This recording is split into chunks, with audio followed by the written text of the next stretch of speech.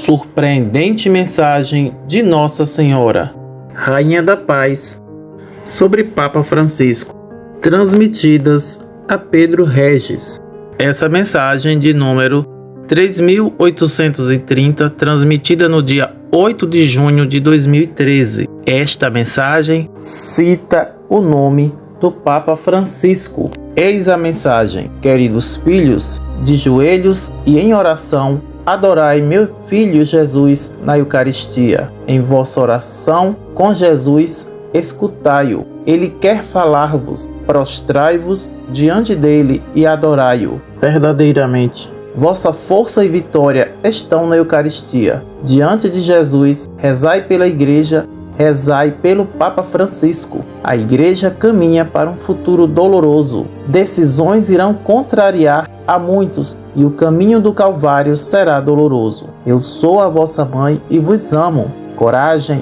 Esta é a mensagem que hoje vos transmito em nome da Santíssima Trindade. Obrigada por me ter permitido reunir-vos aqui por mais uma vez. E vos abençoo em nome do Pai, do Filho e do Espírito Santo. Amém. Ficai em paz. Em outras mensagens, ela nos alerta, ela pede para rezarmos pela Igreja, pois a Igreja sempre precisou de orações. Ela afirma que o Papa Francisco precisa de orações, que ela pede orações pelo Papa Francisco. Então vejam bem, se ele não fosse Papa legítimo, Nossa Senhora não diria reze pelo Papa Francisco. Então a Igreja precisa de orações. Ele é o Papa, sim. E pode ser que ele não seja como alguns gostariam. Muita gente que não acreditava nisso, porque achava que Nossa Senhora não reconhecia ele como Papa, agora está vendo que reconhece. Na aparição de Anguera, ela pede para rezar pelo Papa Francisco. Precisamos rezar por ele.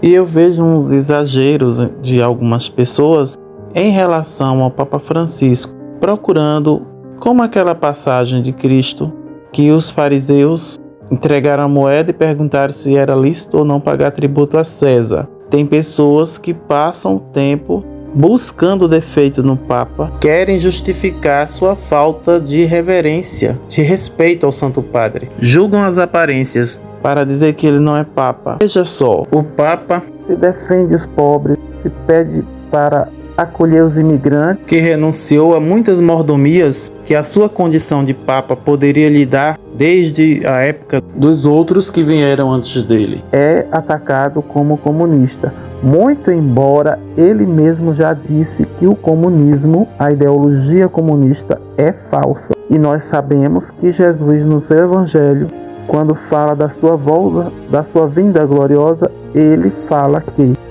tive fome e me deste de comer, tive sede e me deste de beber.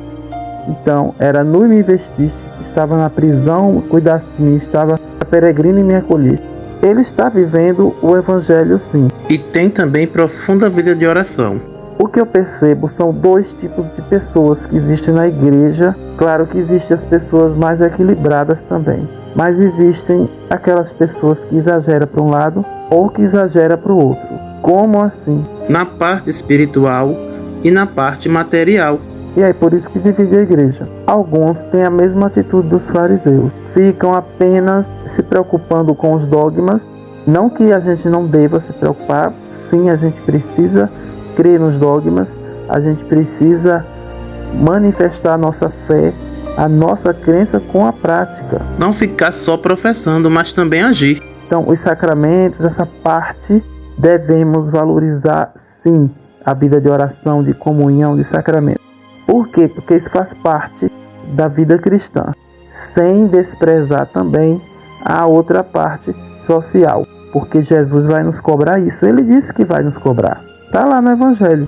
Então, alguns se dedicam ao social, às causas sociais, que é certo se dedicar, porém, relaxa e ignora, acha que só isso já está bom. Ignora os sacramentos, ignora a vida de oração, faz pouco caso. E se a gente para pensar nisso aí, outras religiões também fazem caridade.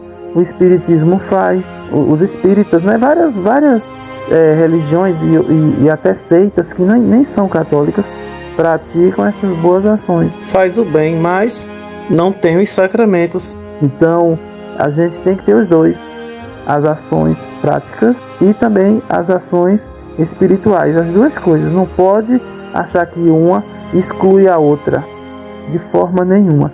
Então, há um equívoco de muita gente. E um grande erro de interpretação das escrituras. Portanto, não podemos excluir nada. Uma atitude do Papa Francisco que eu também observei, por exemplo, ele é um homem de vida de oração. Em 2020, em plena pandemia, ele recorreu a Nossa Senhora lá em Lourdes, na Gruta de Lourdes, na França. Foi lá implorar para que ela intercedesse pelo mundo. Ele recorre à Mãe Santíssima, implorando que a pandemia fosse sanada, que acabasse esse flagelo que se abateu sobre o mundo. Por aqui já demonstra o seu amor a Nossa Senhora e demonstra também que ele não é contra as aparições, como muita gente ficava falando. As visões de Lourdes foram reconhecidas pela igreja e então ele estava lá reverenciando e implorando a Santíssima Virgem. Eu não estou aqui canonizando o Papa Francisco, até porque eu nem sou Papa para canonizar outra pessoa. Mas eu reconheço sim que ele tem um olhar de misericórdia para com as pessoas excluídas, como os mendigos de rua, como ele fez uma lavanderia para dar maior dignidade às pessoas que se encontram na rua, que não podem cuidar de si mesmas. E tantos outros atos de bondade esse Papa tem feito. E essas ações não são mostradas, ou ficam pouco em evidência.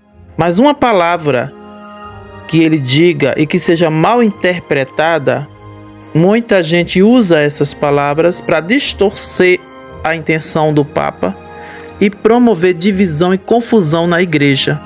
Um exemplo, por exemplo, a questão do casamento entre pessoas do mesmo sexo. O Papa nunca disse que era sacramento. Ele nunca falou isso. Generalizam como se fosse sacramento. O casamento civil não é sacramento, nunca foi, nem mesmo entre homem e mulher. Ele é um documento de direito que dá ao outro direito, é um dever civil, como votar, como estudar, qualquer coisa. É nesse sentido. E dai a César o que é de César, ou seja, dê às pessoas o direito delas. A parte do sacramento é outra história, não existe sacramento entre pessoas do mesmo sexo, não existe isso, tá? Mas o casamento no civil, que é uma coisa de direito humano, de proteção à pessoa, isso existe. Isso existe porque as pessoas existem. Não tem nada a ver com fé, casamento no civil. Não existe nada a ver com fé. E não é dogma, não é sacramento, não foi instituído por Deus. É uma lei dos homens que foi criada em 1975. Então é algo funcional.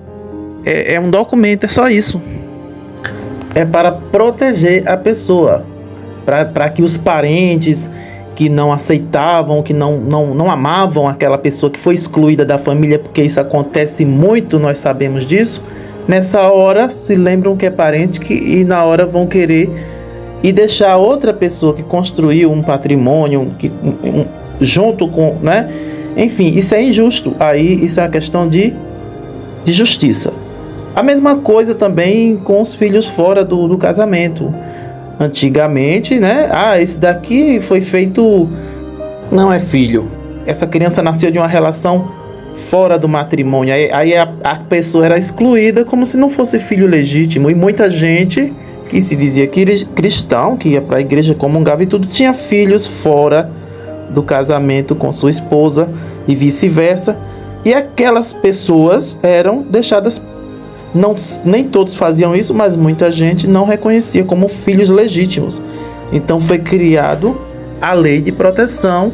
Você é seu filho? Provou que é pelo DNA? Você vai ter que cuidar. Então não tem nada a ver. Você fez fora do casamento, continua sendo seu filho, independente de você gostar, de você reconhecer ou não. Então é uma questão de justiça na sociedade, né? É um direito das pessoas. Então, mas as pessoas mal intencionadas, elas distorcem a verdade. Elas querem dizer o que o Papa falou, algo que ele não falou. E aí é que está o problema. E quem não consegue enxergar isso, vai no no que essas pessoas falam, né? Acreditam em tudo que elas dizem e condenam o Santo Padre. E isso fizeram com Jesus.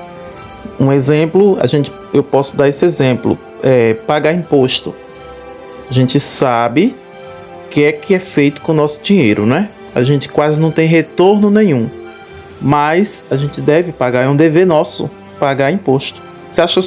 Eu não pago feliz, sorrindo, que maravilha, vou pagar esse imposto, tô tão feliz de pagar imposto, não, mas é bíblico, a gente deve pagar nossos impostos, certo? Dai a César o que é de César e a Deus o que é de Deus. Foi isso que Jesus falou quando perguntaram a ele de quem isso aqui é lícito fazer isso. Quer dizer, queriam pegar ele em contradição, e assim faziam muitas outras perversidades. Hoje essas pessoas estão agindo dessa forma contra o Papa Francisco. Tomemos cuidado, porque se a gente ficar condenando, criticando o Papa, a gente pode ser excomungado. Prefiro acreditar no que Jesus falou: eis que estarei convosco todos os dias até o fim dos tempos. E ele também disse: quem não vos ouve, disse, né, aos apóstolos, a mim não ouve. Então eu prefiro ouvir o Papa Francisco, ouvir de verdade, porque até hoje eu não vi ele dizendo adultere, mate, roube, fazer algo contra os mandamentos de Deus. Ele não fez isso. Então tomemos cuidado com essas pessoas que distorcem o que ele diz, para não sei qual é o objetivo delas. Então vamos fazer o que Nossa Senhora pede: rezar pelo Santo Padre. Rainha da Paz, protegei-nos, abençoai-nos e rogai por nós. Amém.